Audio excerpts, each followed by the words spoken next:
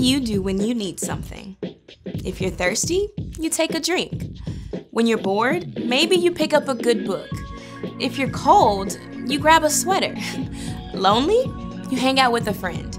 And if you're hungry, you pick up your favorite snack. It's really easy to do something about your own needs because you can't escape them. They follow you around like a shadow. It's a lot more difficult to pay attention to what other people need. You have to focus your eyes and your heart. And when you begin to see the needs around you, then you can take action. Maybe you see your mom is stressed after a long day of work. So load the dishwasher, even if it's not your turn.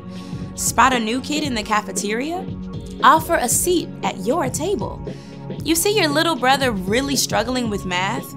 Take a few minutes out of your game to help him. The lady who drives your bus seems really sad. Thank her for being on time to pick you up every day. The weeds in your neighbor's flower bed get out of control while she's on a trip, so pull some weeds for her. When you begin to focus your eyes and your heart to see the needs around you and do something about them, others will see God at work in you. That's why compassion is an amazing way to worship God with your life. Because worship is about more than just singing loud. It's all about living loud.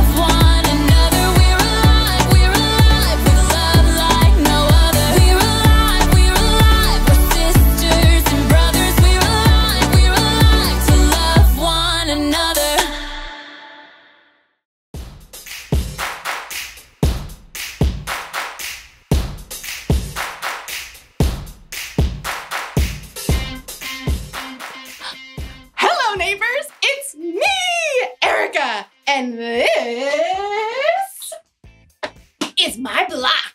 Okay, so I don't actually live here, but isn't this the coolest little town? Almost everyone you know lives in a neighborhood. Of course, what your neighborhood looks like may be different from someone else's. You may live in this kind of neighborhood. A lawn to mow, swing set in the backyard, lemonade stand in the driveway. Or maybe your neighborhood is more like this. Everything you need is within walking distance from your home. Or some neighborhoods could be like, hello out there! But every neighborhood has one thing in common: neighbors! They've all got people. And whenever there are people around, that's when you need to know about compassion. Compassion is caring enough to do something about someone else's need. Because the people on your block have all kinds of needs. When they get sick, they need a doctor. If they want to learn how to add and subtract, they need a teacher. If they lose a cat up a tree, they need someone with a really big ladder. These three have made it their purpose on Earth to care about people in their neighborhoods.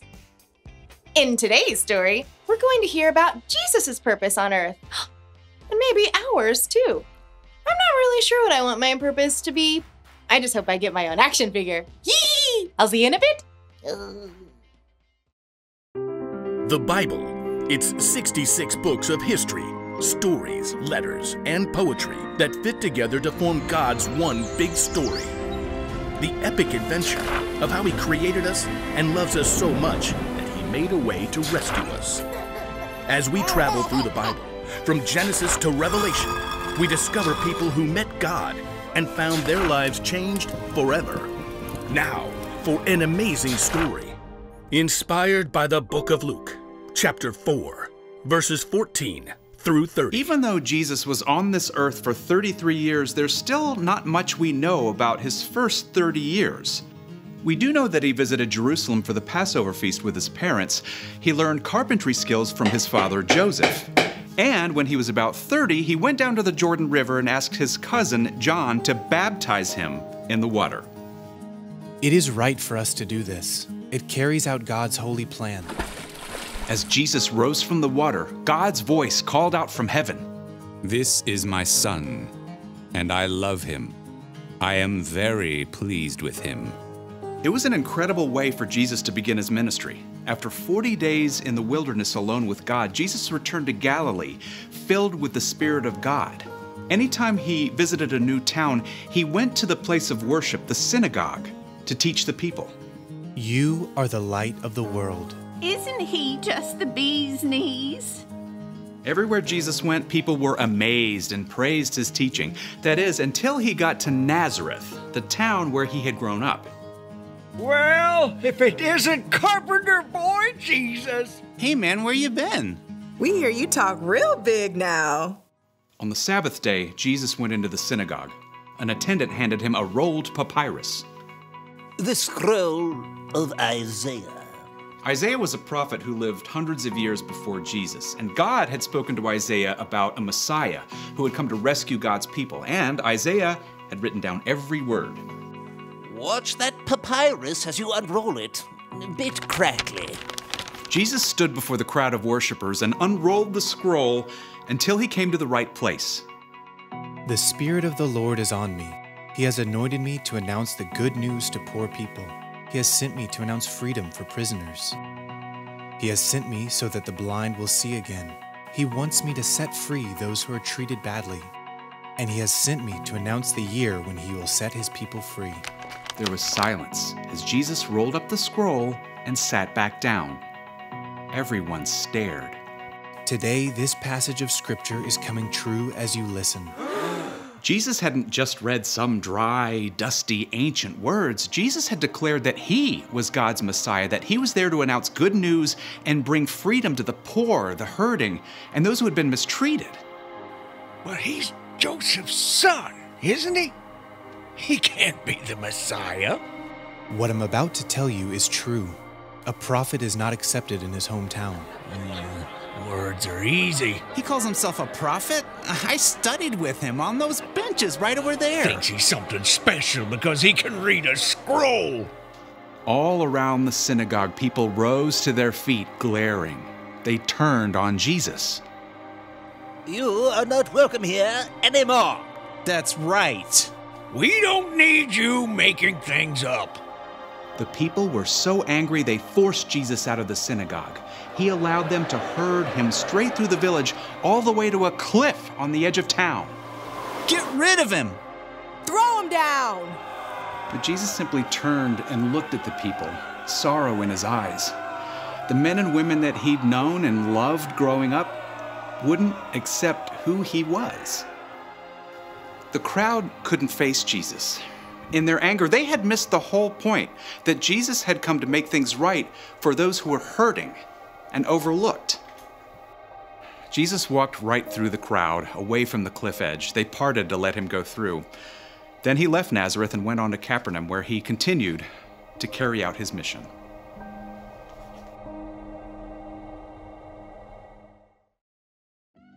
When Jesus was here, he had a mission to announce the good news to people who needed to hear it and to care about people who'd been treated badly or had been overlooked. He came to heal, to teach, and to rescue. That was his purpose. And Jesus fulfilled that purpose when he died on the cross for the sins of the whole world. That's how much compassion he has.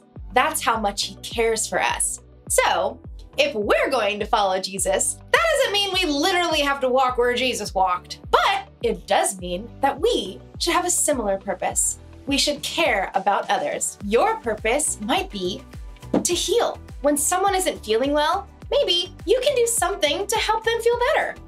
Or when someone is having a hard time understanding something, you can help teach them. Or you can rescue someone from danger. You can be a hero. And guess what? You don't have to be a doctor or a teacher or a firefighter to care about others. You can care about the people on your block right now. You know how? You can lend a hand to someone who needs one. You can make somebody laugh. Or you can listen. Or you can just be there for someone who's all alone. Jesus cared so much for other people, and we should too. That's why the one thing to remember today is this. Following Jesus means caring about others. That's true in your neighborhood and in mine. I've got my own action figure. Spitting image. Close enough. I'll see you next time. Can you play me? Okay, thanks.